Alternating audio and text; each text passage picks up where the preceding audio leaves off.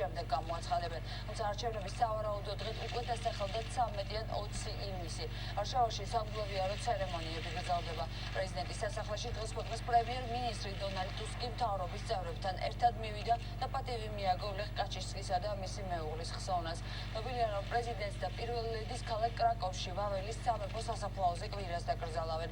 ცერემონიას მსოფლიო ლიდერებთან ერთად ბარაკ ობამა და დიმიტრი მედვედევიც დაესწრებიან.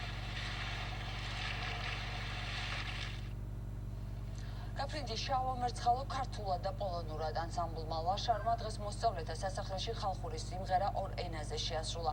მათ სამძიმრის წიგნში ჩანაწერიც და ტოვეს ფოლკლორული ანსამბლი პოლონური მხარის თანხმობას ელოდება. თუკი მათი სურვილი იქნება, ეს სიმღერა კრაკოვში ლეხ კაჩინსკის დაკრძალვის დღესაც აღშფრდება.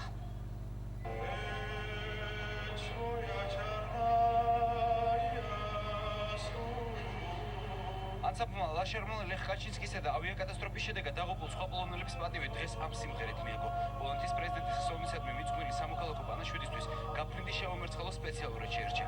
პოლონეთში მერცხალის სულის სიმბოლოა. ძალიან მძიმედ შევიგრძენით ეს ყველაფერი და ავსახეთ სიმღერაში გაფრინდი შავ-ამერცხალოში.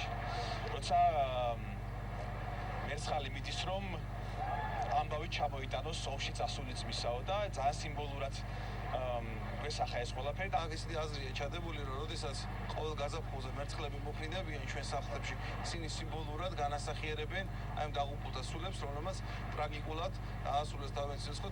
სამოქალაქო პანაშვიდზე მისვლა მოქალაქეებმა და ხელისუფლების წარმომადგენლებმა დილიდან დაიწყეს. პიონერთა სასახლის მცირე დარბაზში სამძივარს მორიგეობით პოლონეთის საელჩოს თანამშრომლები იღებდნენ. მე როგორც ერთი რიგითი ქართველი მოვედი აქ იმისაც, რომ ჩემი მწუხარება გამომეხატა ამ საშინელი ტრაგედიის გამო, რომელიც მოხდა რუსეთში და განმეორდები ალბათ თუ ვიტყვი იმას, რასაც ფიქრობს ყველა ქართველი თავის გულში, რომ პოლონეთმა დაკარგა უდიდესი პატრიოტი, ხოლო ჩვენმა ქვეყანამ, ჩვენმა სამშობლომ დაკარგა ჩვენი ქვეყნის ეროვნული გმირი. უკვე დღის მეორე ნახევარში პიონერთა სასახლეში მოქალაქეებთან ერთად ოპოზიციის წარმომადგენლებიც გამოჩნდნენ. არ უსრულებ არავის, არც ერთ ხელისუფლებას, არც ერთ ხალხს, არც ერთ მთავრობას გავსი ტრაგედია სადმე მომხდარებას. ესაა ელით აღუწერელი და ელით გაუგონარი ტრაგედია. მაშინ, როდესაც პოლონელების ხსოვნას პატივი რამდენიმე ასეულმა ადამიანმა მიაგო, ინფორმაცია ვარშავაში ლეხ კაჩინსკისა და მისი მეუღლის დაკრძალვის შესახებ ჟურნალისტებს საქართველოში პოლონეთის ელჩმა გააცნო. უკვე მეოთხე დღეა უამრავი ადამიანი მოდის მწუხარების გამოსახატავად.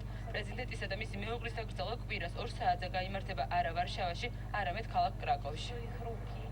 სამძებრის წიგნი პიონერთა სასახლეში შაბათს საღამოს 6 საათზე დაიხურება და ვარშავაში გაიგზავნება.